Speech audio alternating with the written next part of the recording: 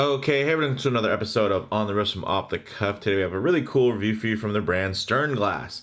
A little bit about them. They are founded in Germany by Dustin Fontaine back in 2016, and it's basically an enthusiast-run brand with the goal of creating their own minimalistic Bauhaus watches and really making them available at a fair and affordable price point. With the recent announcement of their upcoming Naos Automatik Cambridge editions, which were not was really actually newly released not too long ago. I really wanted to, of course, take a closer look at some of their other offerings, and this was one of their classic ones that I'm really happy to share with you guys. So I appreciate the team over at STERNGLAS for sending this piece in. In terms of the type of watch, I'd consider this an everyday dress watch. Some key common characteristics in design language: you're looking for something you can wear every day. You're really just going to be looking for that clean, classic, minimalist design, and of course something that's sensibly sized. This is their Naos Automatik White dial, and it's basically just their take on the classic Bauhaus style watch. This is one of the more popular watches, and it has been updated here and there across the generations. So this is actually the latest iteration of it, so I'm looking forward to kind of getting into the details with you guys here. So with that said, let's go ahead, zoom the camera out, get this piece in hand, and take a closer look. All right, guys, so as you can see, I mean, it's a looker. It has that very clean Bauhaus aesthetic, and the nice thing is that it is, you know, a German watch. Maybe not German in terms of its full construction and component sourcing, but the team is out of Germany, and this is their design aesthetic, so it definitely is going to ring a little bit more true versus your more typical kind of affordable Bauhaus style watch that really has nothing to do, you know, with Germany at all. So very, very cool from that perspective. And this is, I believe, the second STERNGLAS that I've reviewed on the channel. And they actually even had a more recent release where they did an even more premium offering. But this is definitely more on the affordable side at $439 direct. And that's, of course, without any type of sales. But if you actually use my code AverageBros10 or use the link within the description, what it'll do is it'll automatically give you 10% off. So 10% off of the 439 is what you would be getting it for, and I believe that is even with VAT included. So if you are not in a country, you know, within Europe, and you don't have to pay that VAT, then you won't even have to worry about that. So it could be even cheaper. So very cool. In terms of the dimensions here, guys, really classic in terms of a 38 millimeter diameter. It is 12 millimeters thick, which it can look, you know, with that bowl shape, it can seem a bit thick, but that is including the crystal as well. And you can see that the crystal does protrude above the case pretty well there, but it does have a nice flow to it. It actually, of course, reminds you a bit of the Junghans Max Bill series in terms of having that type of shape. And I own a Max Bill that I really love a lot. And although not a one-for-one in terms of the design aesthetic, it definitely is from the same vein. And you can see that they use similar tricks in terms of making the watch wear smaller, because when you look at it at this profile, you're going to think, oh my gosh, that looks like way too thick for a dressy watch.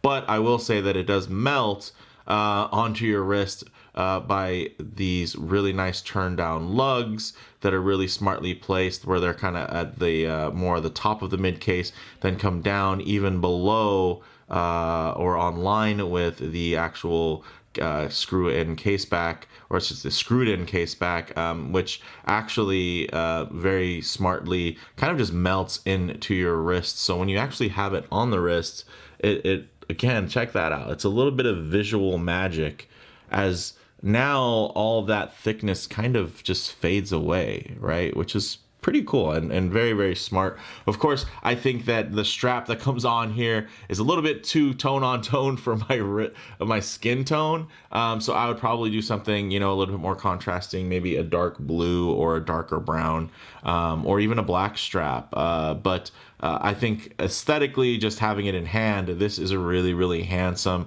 and especially during this time of year, that kind of fall, winter time frame, this is like perfect in terms of being in season, I think, for the type of watch that you're going to want to wear when you're out and you're all layered up, you know, with various warming layers within kind of your dress.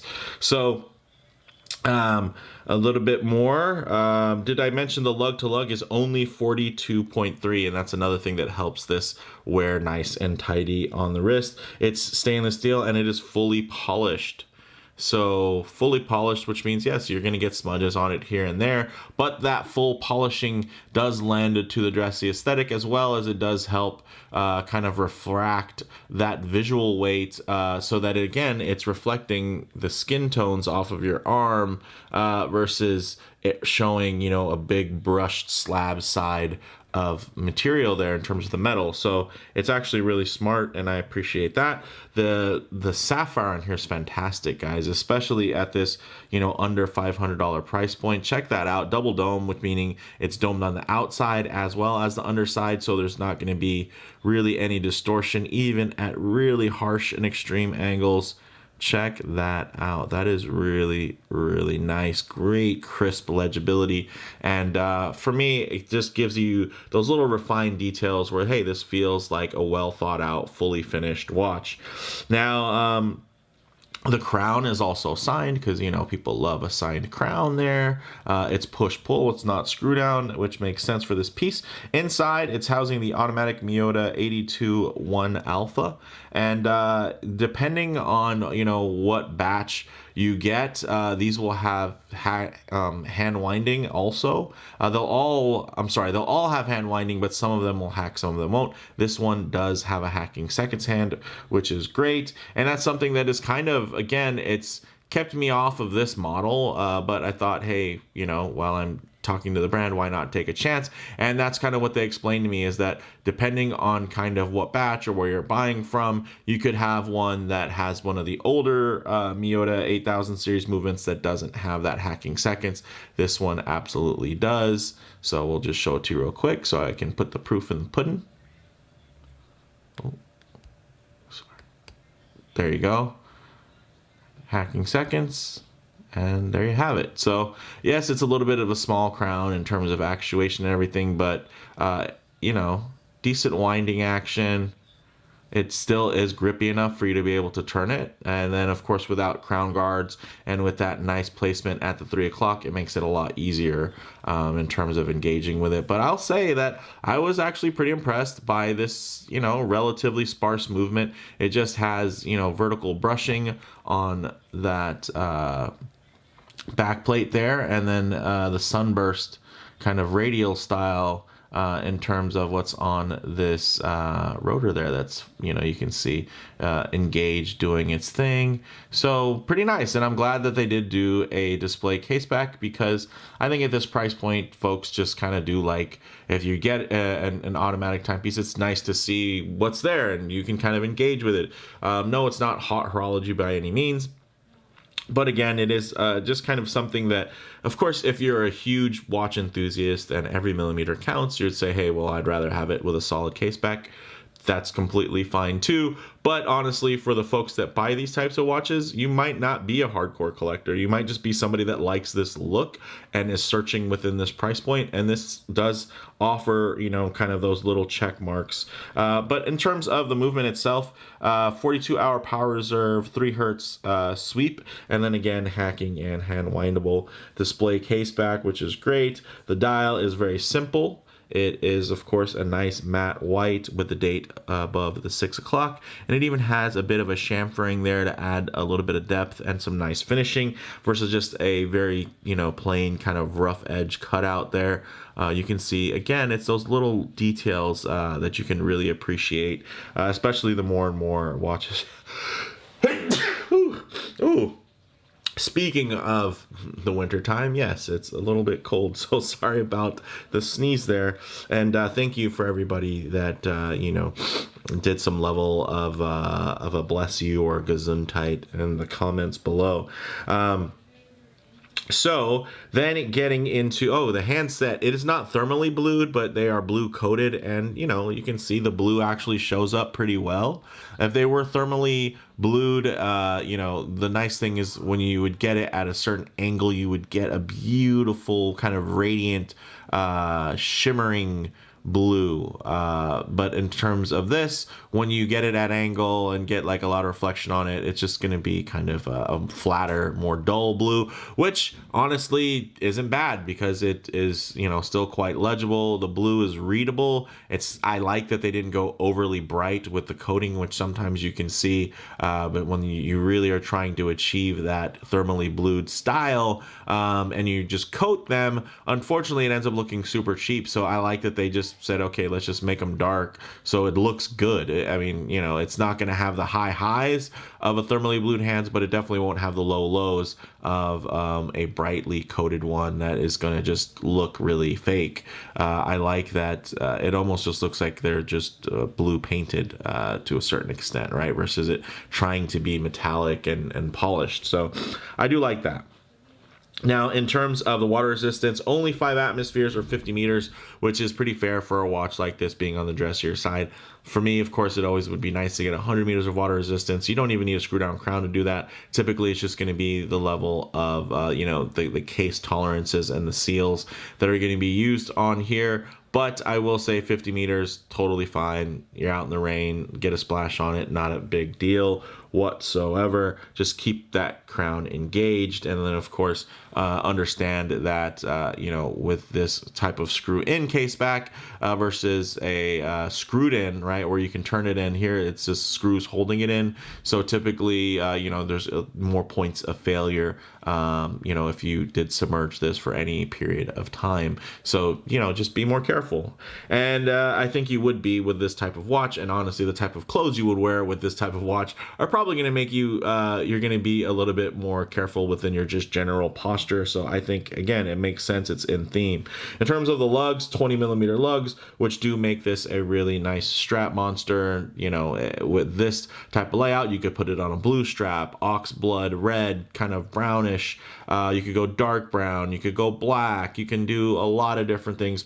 Purlons, NATOs, everything this is going to match with. And there's a reason why this type of style has been duplicated so many times, especially within the fashion watch industry, because it is a very fashionable dial. The cool thing is you're getting the fashionable style, but now you're also, you know, supporting an enthusiast run brand, and it's also tied to Germany, you know, kind of the home of the Bauhaus movement, which is great. So you're also getting a signed buckle. This is actually a pretty nice piece of leather here, not too shabby, I gotta say. It does also come with quick release spring bars, and yeah, not too bad here, guys. Nicely finished, good edges, and it is very comfortable on the wrist. So speaking of that, let's actually get it on the wrist and see how it wears. Okay, guys, as you can see on my 7.5-inch wrist, this wears really well, really nice and centered. Of course, if I was to get it too close to the camera there, you'd be getting a good amount of lens distortion. It's going to appear larger. So I'll keep my hand down here, and what I'll do is I'll tighten up the shot just to give you guys a better idea and a more true aspect ratio of how it might look on your wrist. So you can see there, really nicely centered. And again, that height, right? The height that kind of shocked you in the beginning of the video is honestly like a lot more manageable in terms of that. And a lot of it is, look, check it out, the reflection of my skin back onto the watch, right? So there's just less visually, you know, those lines are broken down really well by having this in a full polish. So kudos to them, very smart. I think what would have been even taking to the next level would have been to maybe have a brushed band in there and then the polished underneath to make that disappear and kind of even hold your eye a little bit longer seeing a seeing that little strip of brushed metal. But you know, also that does add to costs. If you can just do it all polished, hey, that is kind of the way to do it. So that also does help keep the cost down. And you can see, again, sitting on the wrist, that case back kind of just melts away there, and that height that kind of might have scared you just on a side profile. So I really dig this one, guys. Very, very handsome. I mean, this is great for somebody, you know, who might love that German look but isn't ready to kind of pay those German prices in terms of those, you know, even $1,000 and up for a watch that's very simple, 3-hand watch, typically, and maybe it has a date or not. So when you get into that range, if you really want bang per buck for the specs, something like this is great because you're still getting, sapphire, you're still getting a mechanical movement, hacking, hand winding, if you get one from a more recent batch. So, I do like that a lot. But let's go ahead, take this piece off wrist, set it up for some low light transition because there is no loom here, and then of course the closing thoughts. Okay, let's go ahead and hit the lights here. All right, so no loom, but you're not always going to be out in the middle of a field enjoying direct sunlight. So it's nice to see what these colors, textures, and finishes render like in less than optimal lighting, to maybe even include some harsh lighting, which typically could expose any type of production defects. But you can see here, not a lot to really get wrong. I mean, this is really nicely done. You can see how sharp that text is. And believe me, guys, the text ain't always this sharp. The case construction isn't always this good. And I mean, no, it's not to some luxury level or anything like that, but it just doesn't, there's nothing wrong with it, right? And you find some mistakes within this price point in terms of, I guess, just missed opportunities and kind of rough edges here and there. And I'll say that STERNGLAS did a really good job of just delivering. No, they're not giving you some revolutionary timepiece by any means, but they are absolutely providing something that works. Check this out. Even with this little bit of lighting here, so dim, because of the design of the watch, those handsets, you can absolutely still tell what time it is, which is really cool. I like that a lot when you get into these types of transitional lighting situations. And yeah, even without loom, it is still quite legible. Would it be cool if they figured out some way to incorporate loom, maybe put some plot here? Yeah, it would be great, but not everybody needs loom. Not everybody is out at night, let alone wearing a wristwatch and relying on it for timekeeping at night. I mean, everybody has a backlit phone screen, typically. So, especially somebody who would be wearing maybe a dress watch on a regular occasion. And yeah, I like that this fits that everyday dress watch aesthetic where it is, quite easy to make a little bit more casual. So, for me, guys, closing thoughts on this one. On the wrist, it wears really nicely. Much of that case back does sink into your wrist, while the turn down lugs do wrap very nicely, making it wear thinner than it actually looks, which is great. And also, of course, because of this great minimalist aesthetic, that kind of Bauhaus design language, it's super versatile, and it easily is, dressed up or dressed down. It can be something that you could wear with a t-shirt, with the right type of strap, even with this strap, right? So I like that as well. And I mean, the color play on here is gorgeous. I mean, look at that. You got the white, you have that kind of golden chestnut, honeyish brown, and then of course those blued hands just really popping really, really nicely. So really great color palette, and you can always change it up, and it's extremely versatile in the other direction because this is a truly kind of white dial versus a warmer eggshell or a cream dial. This is going to make it to where it can feel very clean and modern as well, maybe throwing it on a black strap or a dark navy blue strap. So in terms of model variants, this is also available with a black dial, and of course it wouldn't have blued hands because they wouldn't be very legible, but there is a black dial variant as well as other variants like quartz and whatnot. And even I'm sure, as depending on when you watch this, there could be even more variations. And I think it's a great handsome piece. And then the nice thing is, while many fashion brands might imitate this German minimalist design, STERNGLAS can offer you really the genuine article for under $500. I mean, this is a minimalist German watch, not just a minimalist German styled watch, which I think is cool. So for me, guys, bottom line, this is a well-designed, well-spec'd, and well-executed modern everyday dress watch that really seems to work in any situation you could probably throw at it, apart from, of course, dedicated sportswear. Like, you're not going to probably want to wear this one to the lagoon or, to the beach or something like that, or to the pool. Well, maybe poolside, hanging out, right? You reading the paper, getting that Wi-Fi, and doing some remote work on your little staycation or vacation. Sure. But yeah, you wouldn't want to wear this as a dedicated dress watch. I'm sorry, dedicated sports watch, because it is quite dressy and understated, and I really like the balance of the way that they did the dial. And it's not again, it's not a 1-to-1 like from a Max Bill. It actually is quite different if you were to compare them side by side. So I think that's smart. And again, guys, I believe that they did extend that.